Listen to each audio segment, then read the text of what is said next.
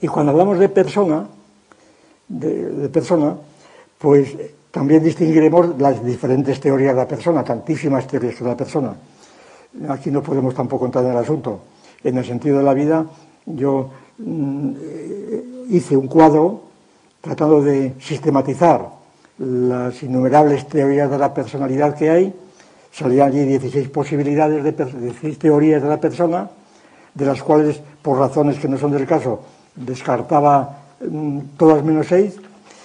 Y entonces, pues más o menos contraponía dos tipos de teoría de la persona.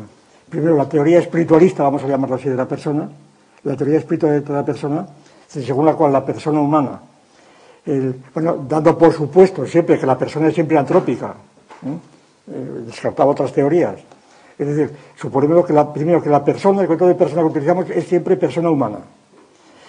Por tanto, que las personas que no son humanas, pero que han tenido una gran presencia en toda la tradición pues, filosófica y teológica, por supuesto, las personas angélicas, las personas extraterrestres, muchas veces hemos citado como el propio Kant, y no digamos en los posteriores. Kant habla de la probabilidad, de la gran probabilidad de personas que habitan en los planetas distintos de la Tierra, ¿verdad? Y que son más inteligentes o menos según que los planetas sean estrellas interiores. Es decir, admite la realidad de personas extraterrestres, digamos, no humanas. Y no digamos las personas divinas. Es decir, aquí cuando hablamos de personas, sobreentendemos personas antrópicas, personas humanas. Lo demás, pues no las tenemos en cuenta, sencillamente. Y estas personas antrópicas, además, suponemos que no son espíritus, que no son espirituales, en el sentido de independientes del cuerpo. La tesis cartesiana, por ejemplo, hay un alma, que es lo que da la personalidad. Los animales no tienen alma, son máquinas, son autómatas. Los animales son puros autómatas, la teoría de Gómez Pereira, heredada por Descartes, la metría, etcétera. Entonces los animales no son personas, desde luego, son autómatas. La persona es el hombre, pero no por su cuerpo, que sigue siendo un autómata, sino por su alma, su espíritu, ¿verdad?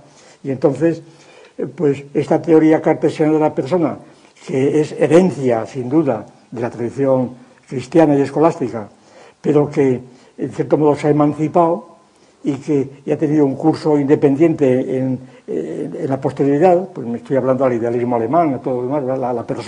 La persona es espíritu puro, no es absolutamente cuerpo, ¿no?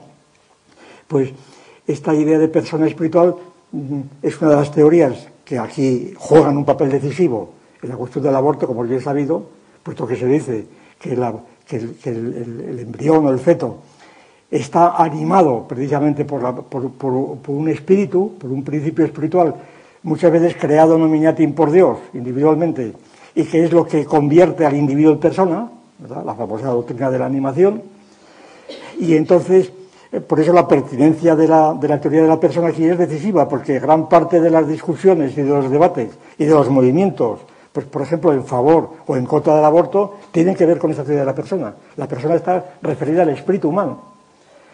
Y distinguimos la idea de la persona espiritualista de la idea materialista que nosotros profesamos, la idea materialista en donde la persona no es absolutamente, no tiene nada que ver con el espíritu, sencillamente porque negamos el espíritu, porque la única realidad es la materia, aunque la materia no es lo mismo que el cuerpo, como es bien sabido, vamos, entre los que conocen más o menos las coordenadas principales del materialismo filosófico, y entonces hay materia incorpórea, incluso física, ¿verdad?, como es el caso de las ondas electromagnéticas o de lo que fuera, y entonces esta materia incorpórea, pues es tan materia como la materia corpórea.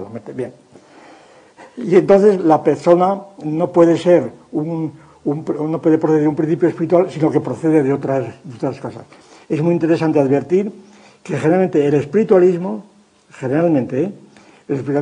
está vinculado al siguiente hecho, que tiene mucho que ver con la teoría de los derechos humanos, vamos, con la Declaración de los Derechos Humanos y con la invocación de los derechos humanos. A saber, la persona es universal y ahistórica. La persona es como un tipo de ser, un tipo de realidad más elevado, más alto, pero que naturalmente, como espíritu, es universal para todos los hombres.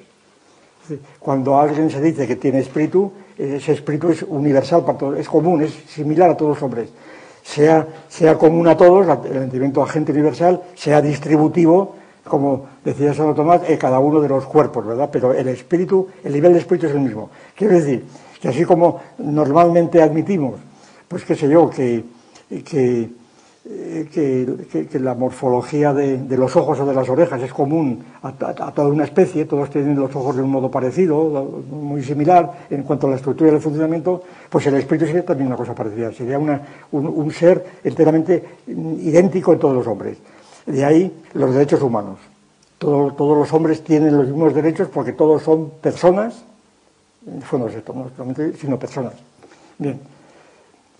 Frente a esto, la teoría materialista de la persona, pues naturalmente la principal transformación que ejerce sobre este monismo, diríamos, de la persona, monismo esencial, claro, el monismo esencial, en el sentido de que no es existencial, puesto que en la teoría de Santo Tomás, por ejemplo, en general cristiana, las personas son propias de cada individuo.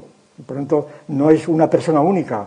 Precisamente la famosa discusión contra el entendimiento agente de los averroístas, ¿no?, frente al entendimiento universal de los averroístas, pero Averroes queda muy lejos. El averroísmo estuvo muy presente en todo el siglo XVIII y XIX en Europa.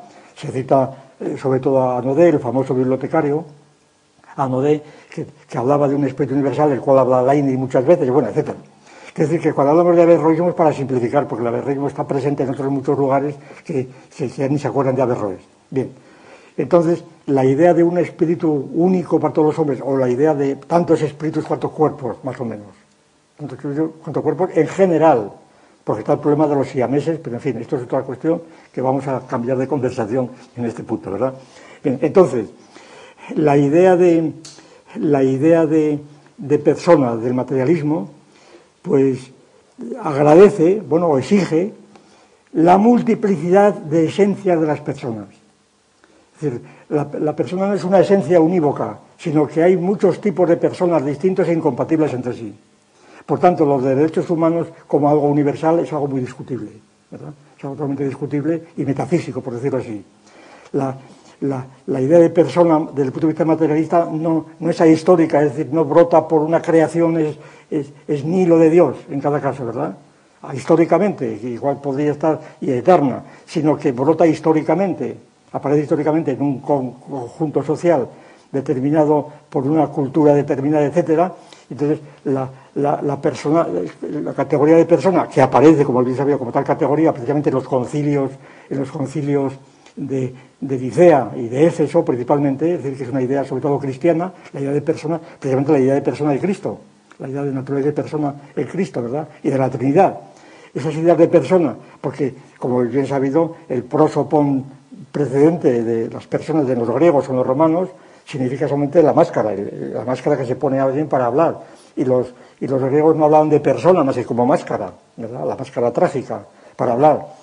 Y mientras que el nombre de persona, lo corresponde a la persona, pues era sustancia o cosas para el estilo. No había la idea de persona nuestra, no la tenemos.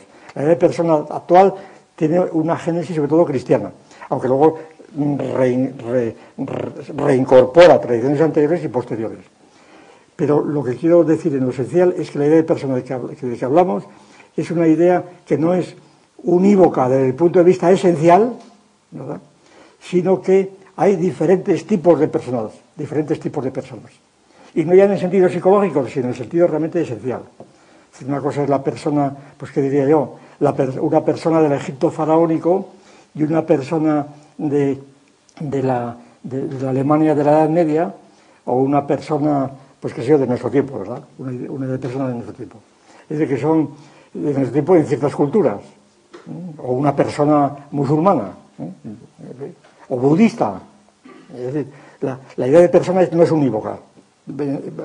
Y esto yo creo que es una de las tesis que se pueden defender y se han defendido, de hecho, desde el punto de vista puramente antropológico. Pero en fin.